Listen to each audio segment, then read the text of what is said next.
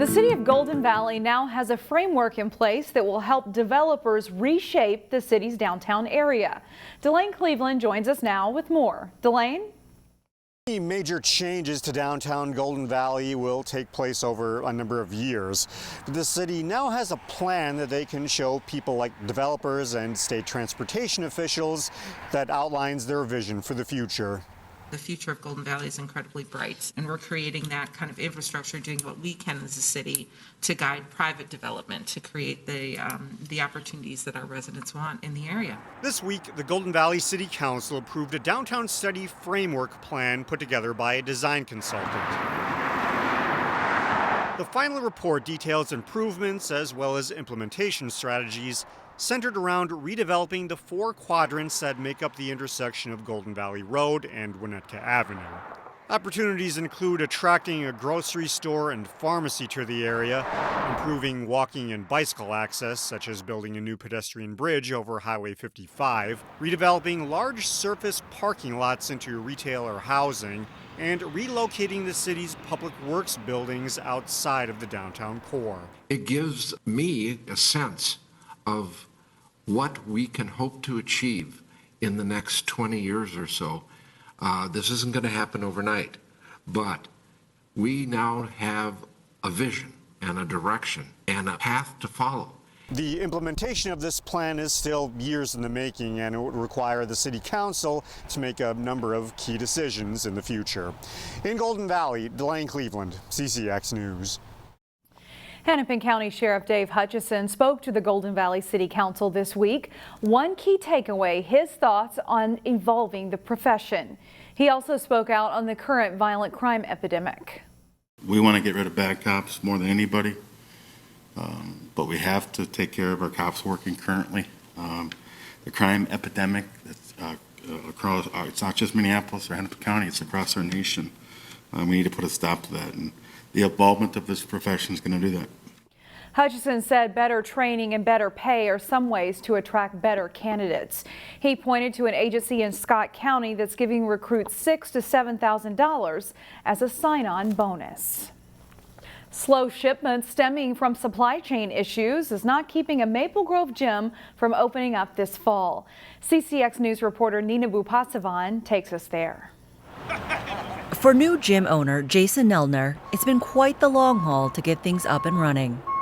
Today we're actually getting a huge shipment. We've been waiting for almost 3 months. It's all of our equipment and a lot of the materials to finish our build out in the studio. The highly anticipated grand opening of F45 is finally set for Saturday in Maple Grove, despite an unexpected waiting game. Supply chain issues for sure. A timing issue that is actually a welcome blessing for Nelner, as people usually begin new routines in the fall. I think it's a moment of great opportunity personally.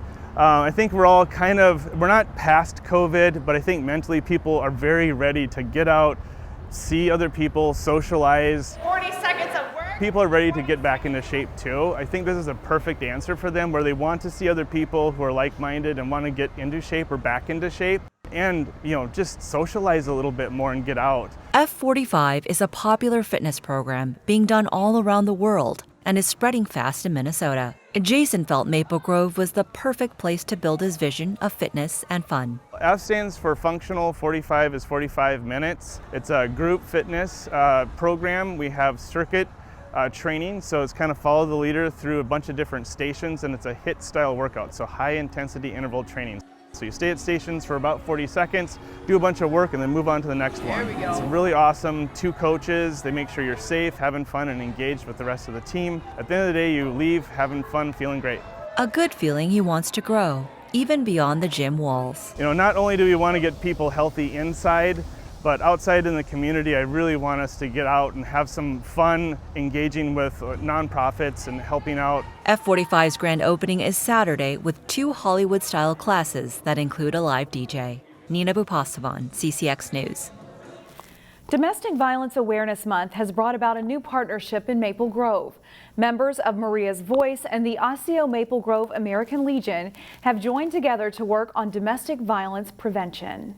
And this is not only for Maria, it is for all the 22 souls who are in heaven guiding us every day, advising us to stop domestic violence. To honor you, we get up every day and take a breath. Words from last year's domestic violence vigil in Maple Grove struck a chord with one member of the Osseo Maple Grove American Legion. That was very emotional and brought a lot of people around the community together. Board member Christy Janigo learned more about Maria's Voice, the nonprofit founded in memory of Maria Pugh with a mission of domestic violence prevention. It just seemed like something that we would support. Together with innovation and new ideas and responding to a problem. So leaders from Maria's Voice met with veterans from the Legion. And bring people into the conversation, because this is really about all of us having the ability to do something really terrific together. To partner together to promote safe homes and healthy relationships. Those are our four main things we stand for, is veteran affairs, national security, Americanism, and children and youth.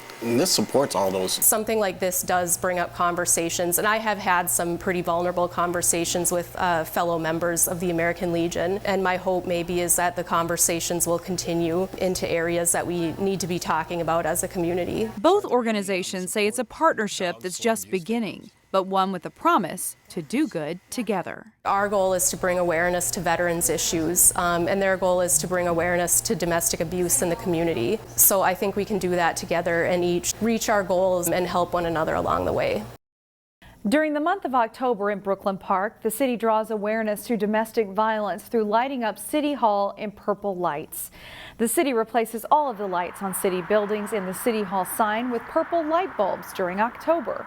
Victims of domestic violence can seek help by calling the 24-hour crisis hotline, 1-866-223-1111.